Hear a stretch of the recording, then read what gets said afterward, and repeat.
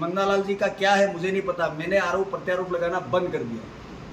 ईसाइयत का या ईसाईकरण का एक सबूत ला करके हमको दे दिया जाए यार। एक इनका एजेंडा है धर्म की राजनीति करने का, धर्म पे बोलने का, इसी के नाम पर सत्ता में आए और इसी धर्म के नाम पर ये सत्ता से दूर जाने का दिन दूर नहीं रहा इनका। मानगढ़ में कैसे लोग इकट्ठे हुए आज तक संचय बना हुआ और उसके बारे में हम आपके बीच में बताना भी नहीं चाहेंगे कि ये लोग किस तरीके से आ जाते हैं यूं। तो वहां ईसाईकरण की बात नहीं हो रही है क्या? जिनेवा के अंदर आपके हिंदी को मान्यता नहीं दे रखी, ये पहली बार वहां जाने के बाद पता चला है। किसी ने आज तक आपको बताया ये चीज?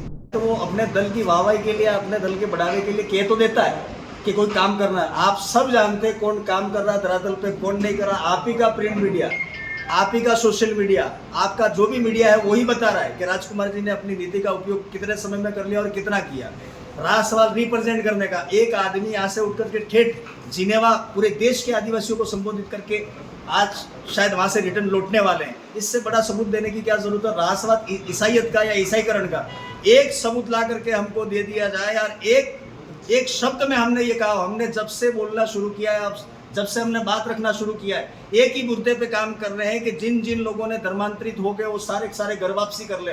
एक स्टेटमेंट ऐसा हो हमारा जिसमें ईसाईकरण को लेकर के हमने बढ़ावा दिया हो। इनका एजेंडा है धर्म की राजनीति करने का, धर्म पे बोलने का, इसी के नाम पर सत्ता में आए और इसी धर्म के नाम पर ये सत्ता से दूर जाने का दिन दूर नहीं रहा इनका। मंगनालाल जी का क्या है मुझे नहीं पता, मैंने आरोप प्रत्यारोप लगाना बंद कर दिया।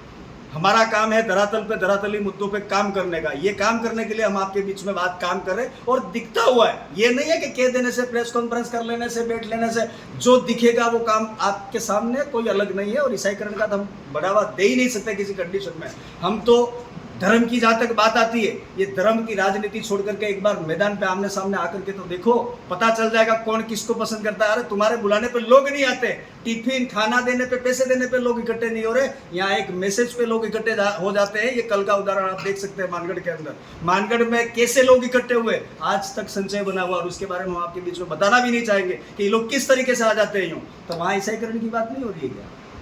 बताइए ना, वहां कोई बोला क्या? एक भी व्यक्ति ने ये कहा कि यहाँ जितने आए हो सब ईसाई बन जाओ। इनका ईसाईकरण का मुद्दा है, मंगनालाल जी का करते रहेंगे, करने दीजिए, कोई दिक्कत नहीं। टीएडीए मंत्री का पिछला ये अभी भाई ने बात करी कि झालावाड़ वाली घटना के बाद में हमने अनेकों बार आपके माध्यम से कहने की कोशिश करी है, 1750 करोड़ रुपया आपके फंड में जो आया है टीएडीए मंत्री के फंड में, वो सभी स्कूलों के अंदर लगा दिया जाए।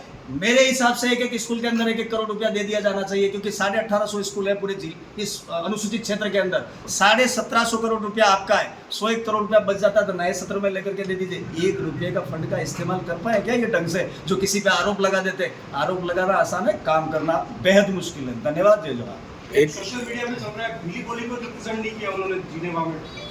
वहां पे हिंदी को मान्यता नहीं, जिनेवा के अंदर आपके हिंदी को मान्यता नहीं दे रखी, ये पहली बार वहां जाने के बाद पता चला है। किसी ने आज तक आपको बताया ये चीज? वहां हिंदी को मान्यता नहीं दे रखी है। रहा सवाल बिली बोली का, लैंग्वेज पूरे वर्ल्ड में सबसे ज्यादा बोली जाने वाली अगर कोई भाषा है तो वो है इंग्लिश। इंग्लिश हमारे यहाँ कौन सा पड़ता है? मैं अपने देश की बात बताना चाहूंगा, केरला के अंदर चले जाइए, या तो लोकल लैंग्वेज या इंग्लिश। हिंदी भाषी लोगों से वहाँ नफरत करी जाती है। हमारे देश की बात कर रहा हूँ मैं, तो वहाँ हिंदी को मान्यता नहीं है, तो बिली बोली की बात ही क्या कर रहे हो आप? एक उनकी टेबल पर जो बेंच लगा हुआ था, न तो इंडिया का था, न मेंबर ऑफ पार्लियामेंट का था, वो था केवल और केवल एक क्या कहते हैं मौजूदगी का, केवल की वहाँ पे ये है। बाकी न तो एमपी का बोर्ड था जो अकादमिक का, वो इनके जो कार्ड बने हैं उसके ऊपर मेंबर ऑफ पार्लियामेंट का ही चिन्ह नाम से डेजिग्नेशन से आया। उनका जो पत्र वहां से जारी हुआ वो भी, और थ्रू भारत सरकार के थ्रू आया है। एकेडमिक बोर्ड था उनका, वो बोर्ड की वो आयोजकों ने किस दृष्टि से क्या लिखा, अभी मैं ये एनडीटीवी का क्या यहाँ रखता हूँ, बोतल क्या रखता हूँ, उनको जो इन्विटेशन वहां से आया उसके अंदर मेंबर ऑफ पार्लियामेंट की हैसियत से उनको बुलाया गया और उन्होंने उसका कार्ड सोशल मीडिया पे भी जारी किया था। उनके उस लेटर पे भी है, उनका जो प्रवेश पत्र बना उसमें भी मेंबर ऑफ पार्लियामेंट के नाते गए।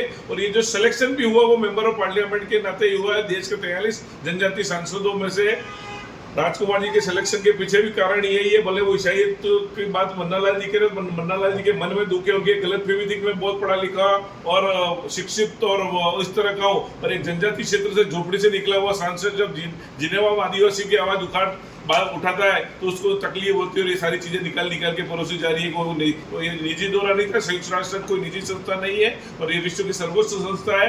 उसने राजस्थान के इस सुदूर इलाके के सांसद को छाट कर वो as a member of parliament ही वहाँ बुलाया है। अध्यक्ष जी, एक सवाल मेरा ये है कि बीजेपी डीलिस्टिंग की बात करती आ रही है। आपने भी कहा कि भाई, आपने कहा घर वापसी करें ऐसे लोग जो ईसाई धर्म या अन्य धर्म अपना चुके हैं, तो आपको आपकी क्या सोच है कि ऐसे लोग जिन्होंने धर्मांतरण कर लिया, वो किसी भी धर्म के अंदर गए हों, उनको अगर मान लीजिए एससी व्यक्ति है या एसटी व्यक्ति है, तो उनको आरक्षण का लाभ मिलना चाहिए कि नहीं मिलना चाहिए ऐसे व्यक्तियों को? सबसे पहले तो जब भी हम प्रेस कॉन्फ्रेंस करते हैं या प्रेस वार्ता करते हैं, ये समझ में नहीं आता है कि जिस बिंदु पे हम लोग बात करने के लिए आए थे, जिस बिंदु पे आपके बीच में बात रखने के लिए आए थे, हर बार आप ईसाइयत की बात को लेकर के हमारे को पूछते हो। हमने पहले भी जवाब इस बारे में दे दिया है आपको, नहीं दिया ऐसी बात नहीं है। ईसाईकरण वाली बात पे मैंने अभी थोड़ी देर पहले ही कहा, घर वापसी कर लीजिए, उनको समझ में आएगा कर लेगा। और आज रहा सवाल बीजेपी का डीलिस्टिंग करे ना, किसने मना कर रखा है? डीलिस्टिंग कर रही है वो, हमें कोई आपत्ति नहीं है। पर आज जो बिंदु था वो तबादला नीति पे था। क्या मापक पे तबादले हो रहे, क्यों हो रहे, यहाँ के बच्चों के साथ में खिलवाड़ हो रहा है, उसको रोकने के लिए हम लोगों ने आज प्रेस वार्ता करी है। आने वाले समय में आपसे हम फिर रूबरू होंगे, उस टाइम में अपन इस बारे में चर्चा कर लेंगे। धन्यवाद।